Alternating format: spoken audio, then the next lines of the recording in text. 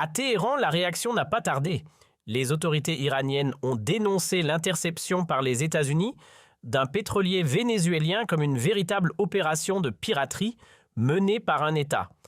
D'après la presse iranienne et régionale, le porte-parole du ministère des Affaires étrangères, Esmaé Baghaei a livré une critique particulièrement virulente de la décision américaine. Le navire a été arraisonné à proximité des côtes du Venezuela par les forces américaines. Pour de nombreux observateurs, cet épisode s'inscrit dans une montée en puissance de la stratégie de pression orchestrée par le président Donald Trump à l'encontre de son homologue vénézuélien Nicolás Maduro. Depuis que la première administration Trump a imposé des sanctions pétrolières au Venezuela en 2017, le gouvernement de Maduro s'est appuyé sur des pétroliers pour acheminer du pétrole brut dans les chaînes d'approvisionnement mondiales, malgré les restrictions américaines. Le porte-parole iranien a présenté la saisie comme illégale et a appelé d'autres pays à réagir.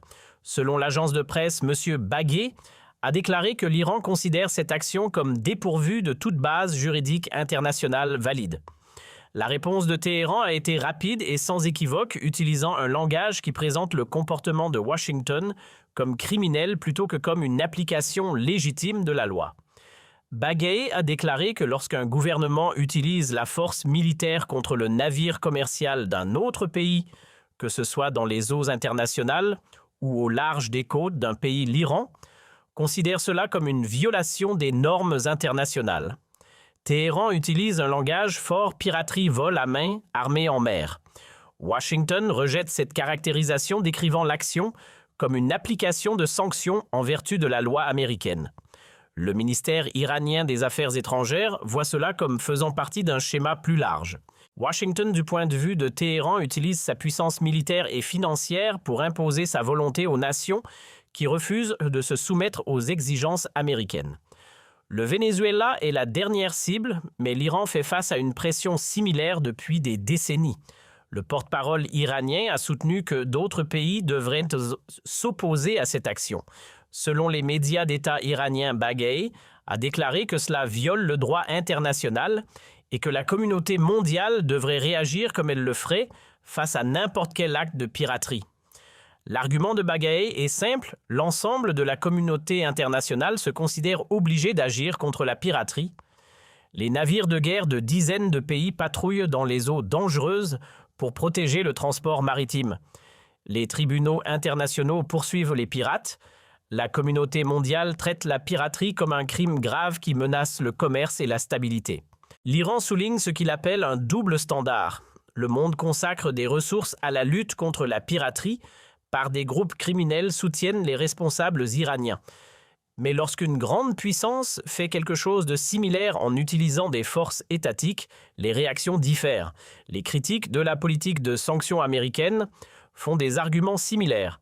Les responsables américains rétorquent que l'application des sanctions est légale en vertu du droit américain et des accords internationaux que Washington a signés. La position de Téhéran était que la responsabilité doit s'appliquer universellement. Si le droit international signifie quelque chose, il doit contraindre les puissants autant que les faibles.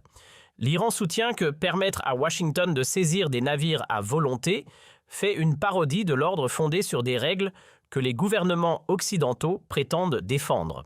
Le porte-parole iranien a également critiqué certains gouvernements européens pour ce qu'il a appelé « rester silencieux sur la question ».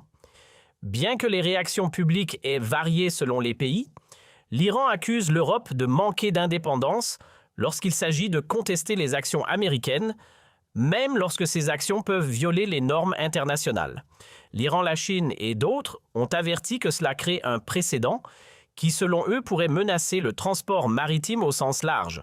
Selon Global Times et d'autres médias, si les États-Unis peuvent saisir des navires commerciaux sur la base de leurs propres sanctions unilatérales, le commerce de n'importe quelle nation pourrait être en danger.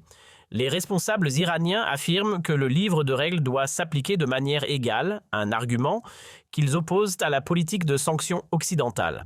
Téhéran soutient que ce que certains appellent l'ordre fondé sur des règles est appliqué de manière sélective, en particulier lorsque les sanctions américaines sont impliquées. Quand l'Amérique enfreint les règles, il n'y a pas de conséquences. Quand d'autres sont accusés d'enfreindre les règles, l'Amérique mène des coalitions pour les punir.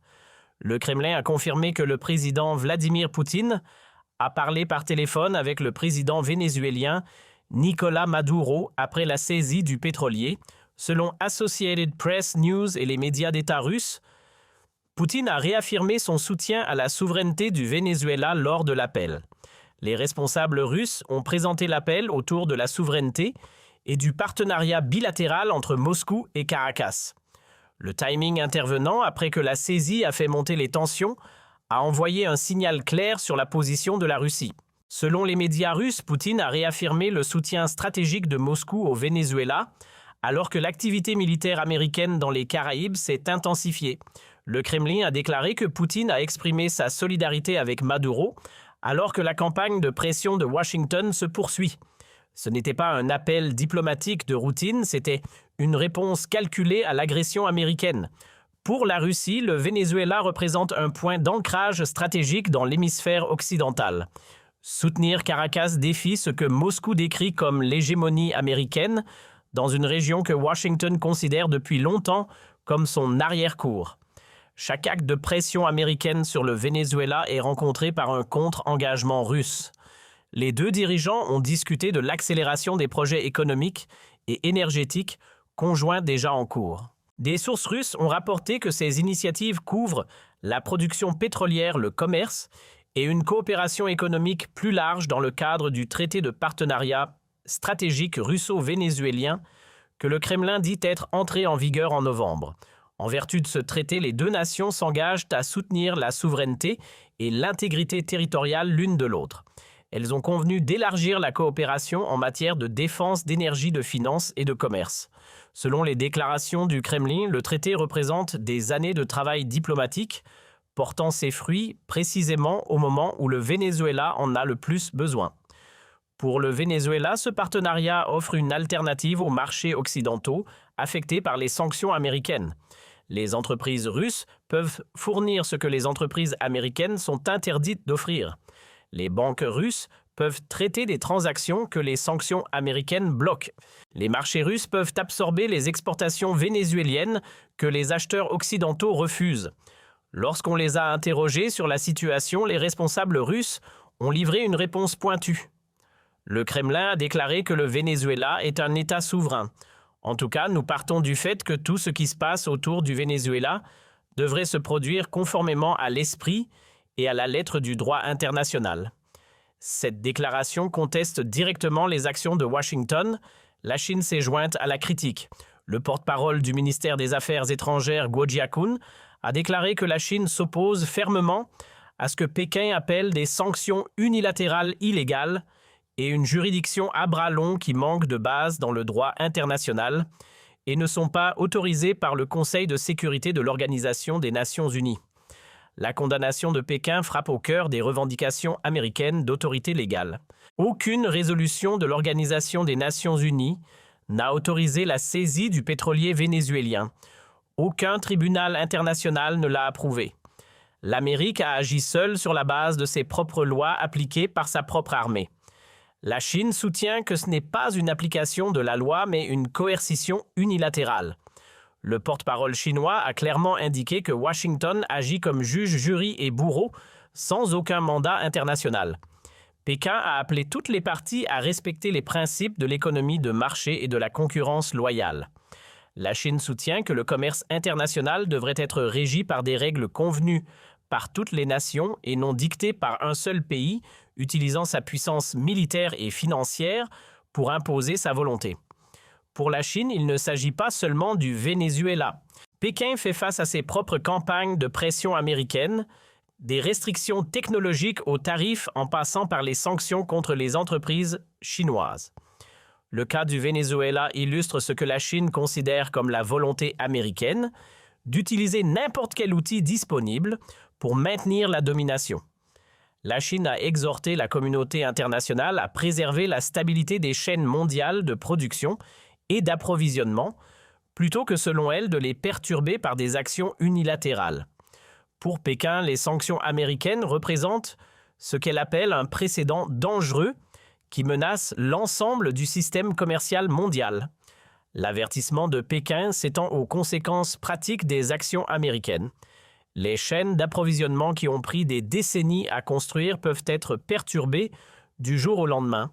Les entreprises qui dépendent de règles prévisibles trouvent ces règles changeant au gré de Washington. La stabilité économique cède la place à l'incertitude et au risque. Ce que nous voyons, c'est une réponse coordonnée de trois grandes puissances. L'Iran a présenté la saisie comme de la piraterie et a appelé à une responsabilité internationale. La Russie a réaffirmé son soutien stratégique au Venezuela par l'appel Poutine-Maduro. La Chine a condamné ce qu'elle appelle des sanctions illégales. Ensemble, ces trois puissances représentent une part importante du poids économique et militaire mondial. Leur critique coordonnée des actions américaines signale que Washington ne peut pas agir sans conséquences, même dans ce qu'il considère comme son propre hémisphère. Pour le Venezuela, le soutien de ces puissances offre une couverture politique et certaines alternatives économiques. Maduro sait que tant que la Russie, la Chine et l'Iran le soutiennent, la capacité de Washington à forcer un changement de régime est limitée. La coordination entre ces puissances est notable. Lorsque l'Amérique agit de manière agressive, ses adversaires répondent ensemble. Chaque déclaration renforce les autres. Le message à Washington est que l'action unilatérale sera accueillie par une opposition multilatérale. Les Caraïbes, longtemps considérés comme faisant partie de la sphère d'influence américaine, sont devenus un espace contesté. Les forces navales américaines opèrent dans la région, mais leurs actions ne passent plus sans contestation. L'engagement diplomatique et économique russe et chinois avec le Venezuela continue de s'approfondir. Les partisans d'un ordre multipolaire soutiennent que la capacité de Washington à agir unilatéralement dans son hémisphère fait face à de nouvelles contraintes. La réponse de l'Iran, de la Russie et de la Chine démontre que les grandes puissances sont prêtes à contester publiquement les actions américaines et à coordonner leur opposition. Les semaines à venir révéleront si cette confrontation s'intensifie davantage ou si des canaux diplomatiques s'ouvrent. Pour l'instant, le Venezuela a des alliés prêts à dénoncer ce qu'ils appellent le dépassement américain. Washington, pour sa part, ne montre aucun signe de changement de cap. La saisie du pétrolier pourrait s'avérer être un tournant ou simplement un autre incident dans des tensions continues. Mais la réponse coordonnée de Téhéran, Moscou et Pékin suggère que les coûts de l'unilatéralisme américain augmentent. Les nations ciblées par Washington ont de plus en plus d'alternatives et d'alliés prêts à les soutenir. Pour les partisans d'un monde multipolaire, c'est la preuve que l'ère de l'hégémonie américaine sans contestation pourrait s'estomper.